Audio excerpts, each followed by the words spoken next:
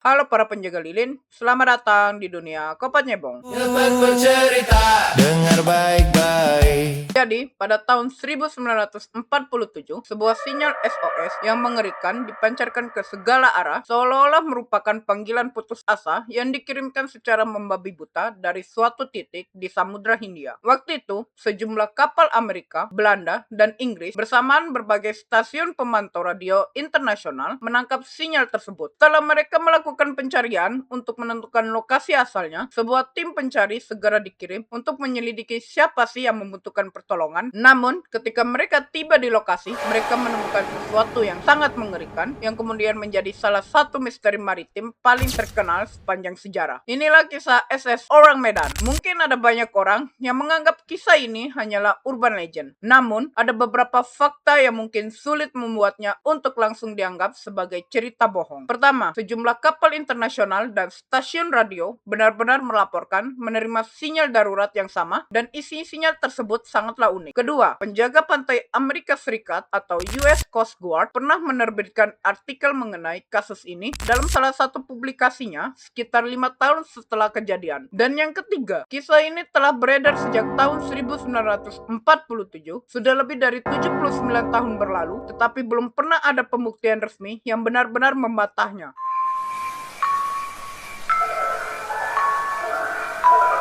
Pada tahun 1947, beberapa kapal Belanda, Amerika, dan Inggris bersama sejumlah stasiun radio menangkap sebuah sinyal darurat misterius yang berasal dari suatu tempat di Samudra Hindia. Sinyal tersebut dikirim menggunakan kode Morse. Pesannya berbunyi, "Seorang perwira termasuk kapten telah tewas. Mereka tergeletak di ruang peta dan di anjungan. Kemungkinan seluruh awak kapal telah meninggal." Setelah itu, terdengar rangkaian kode Morse yang tidak dapat diartikan. Lalu muncul dua kata terakhir yang sangat mengerikan.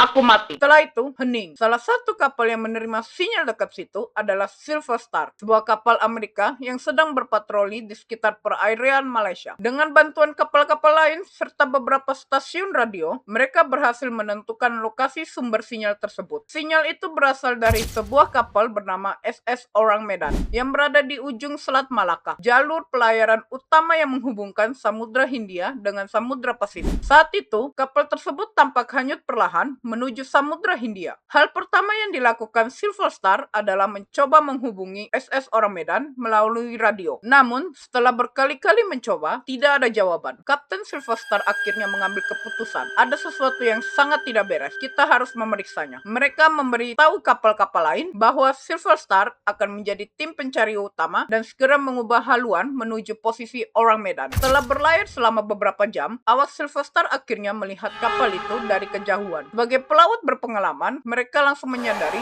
bahwa kapal tersebut mesinnya mati. Kapal itu hanya mengapung tanpa kendali, terlihat juga bagian luar kapal tersebut seperti sudah lama terbengkalai. Itu pun sendiri sudah merupakan pertanda buruk. Terlebih lagi, setelah mereka mengingat isi sinyal darurat yang baru saja diterima, yang membuat bulu kuduk mereka merinding. Saat semakin dekat, suasana menjadi semakin menyeramkan. Mereka pun mengamati anjungan kapal. Gak ada seorang pun yang terlihat. Gak ada awak kapal yang berdiri di geladak. Gak ada yang melambaikan tangan meminta pertolongan. Padahal, jika sebuah kapal benar-benar kehilangan tenaga, seharusnya para awak berada di luar kapal, berusaha menarik perhatian siapapun yang lewat. Namun, yang mereka lihat hanyalah keheningan. Semua lampu kapal pun padam. Gak ada suara sama sekali. Kapal SS Orang Medan hanya mengapung perlahan di tengah ombak perairan Selat Malaka. Saat Silver Star semakin mendekati SS Orang Medan, mereka mulai membunyikan peluit kapal dengan harapan ada seseorang yang mungkin akan muncul atau memberikan tanda kehidupan. Mereka juga kembali mengirimkan pesan menggunakan kode Morse. Tetapi, tetap saja, gak ada jawaban sama sekali, seperti doi yang tak kunjung balas pesan. Kesunyian yang menyelimuti kapal itu terasa begitu gak wajar. Coba bayangin ya, sudah dibunyikan peluit sama kirim balik pesan Morse, tapi nggak ada tanda-tanda kehidupan. Dan setelah semua upaya gagal, Kapten Silver Star akhirnya mengambil keputusan yang paling berisiko. Kapten memutuskan membuat tim untuk mencari tahu apa yang sedang terjadi di kapal tersebut. Sebelum naik ke atas geladak, para awak Silver Star sebenarnya sudah yakin bahwa mereka akan menemukan sesuatu yang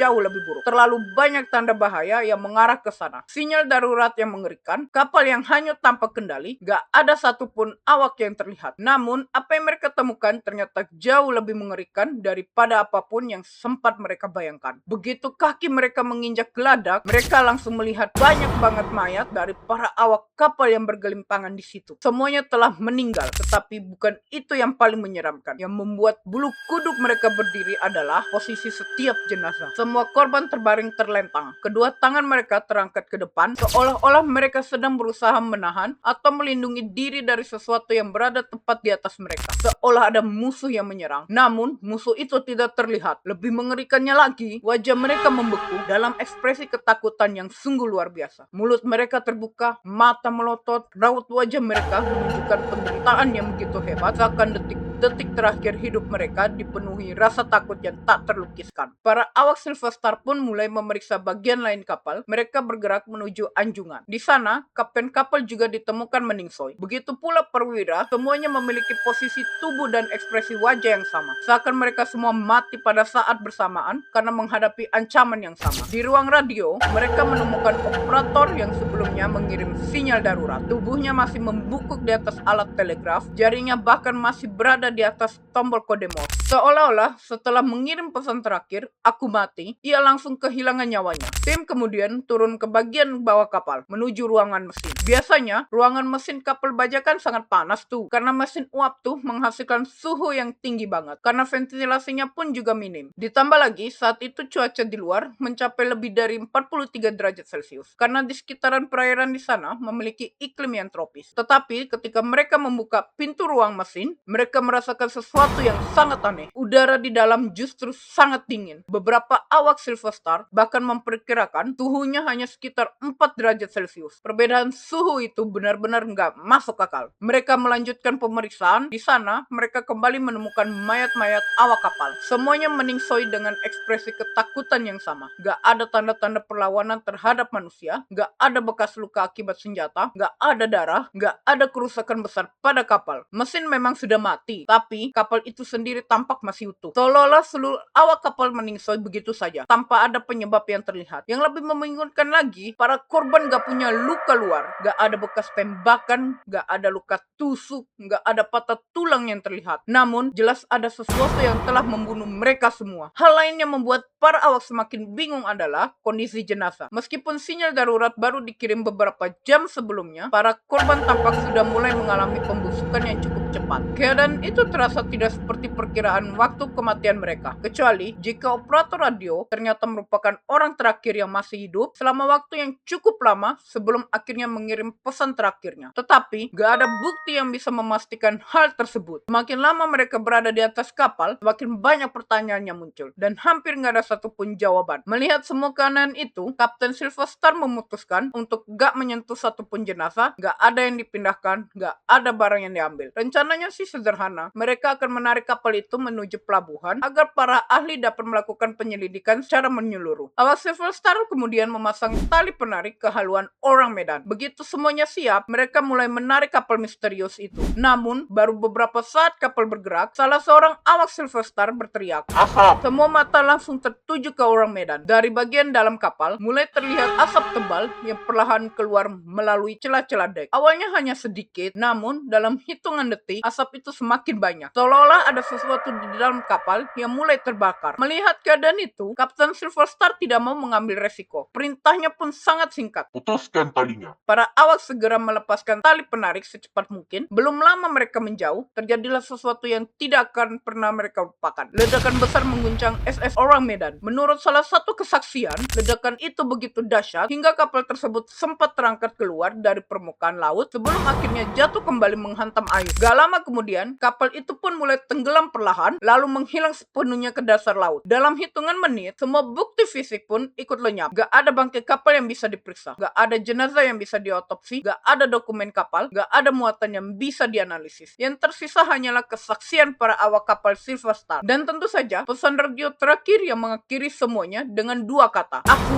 mati." Sesampainya di daratan, para awak Silver Star menceritakan apa yang mereka alami. Tapi karena kapal itu sudah tenggelam, hampir gak ada bukti yang bisa mendukung cerita mereka. Sejak saat itu, misteri orang Medan pun mulai menyebar ke seluruh dunia. Sudah jadi gosip internasional. Namun, disinilah perdebatan mulai muncul. Banyak orang percaya bahwa kisah ini hanyalah urban legend. Alasan utama mereka adalah karena tidak ditemukan catatan resmi mengenai kapal bernama SS Orang Medan dalam Lloyd's Register of Shipping, yaitu daftar internasional kapal-kapal dagang yang beroperasi di seluruh dunia. Jika kapal itu benar-benar ada, mengapa namanya tidak tercatat? Sebagian penelitian mencoba memberikan penjelasan lain. Mereka mengatakan bahwa nama Orang Medan berasal dari bahasa Melayu atau Indonesia yang berarti Orang Medan atau Man of Medan. Karena kapal tersebut diduga beroperasi di wilayah Indonesia, ada kemungkinan kapal itu didaftarkan dalam register lokal, bukan di Lloyd's Register. Namun, hingga kini, gak ada bukti yang benar-benar memastikan hal tersebut. Perdebatan pun terus berlanjut, apakah kapal itu memang pernah ada, atau seluruh kisah ini hanyalah cerita yang berkembang dari mulut ke mulut. Pertanyaan itu masih belum memiliki jawaban yang pasti.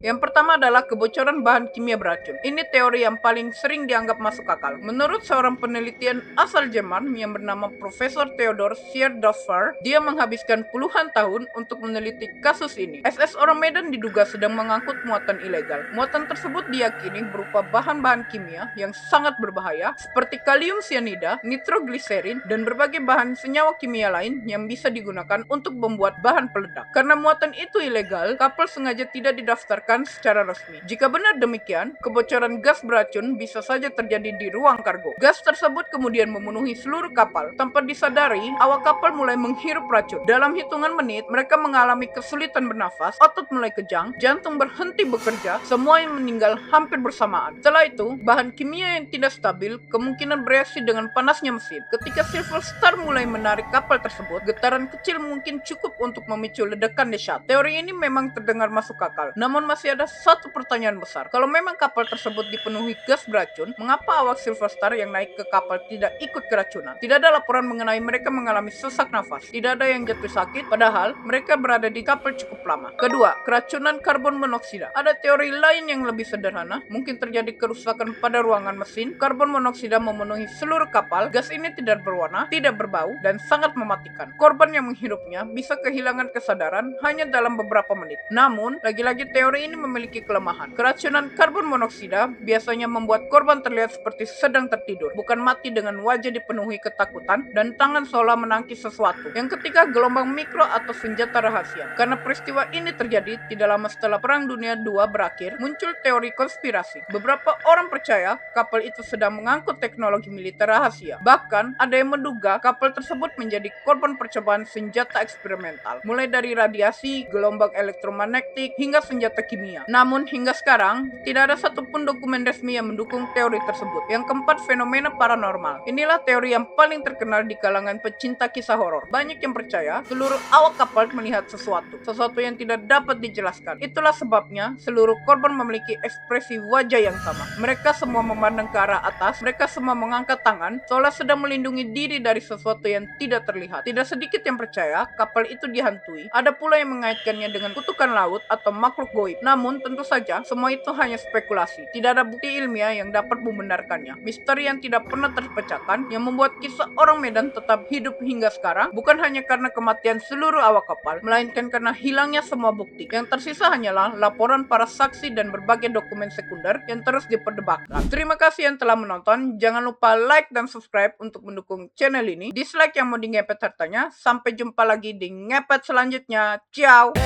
Jangan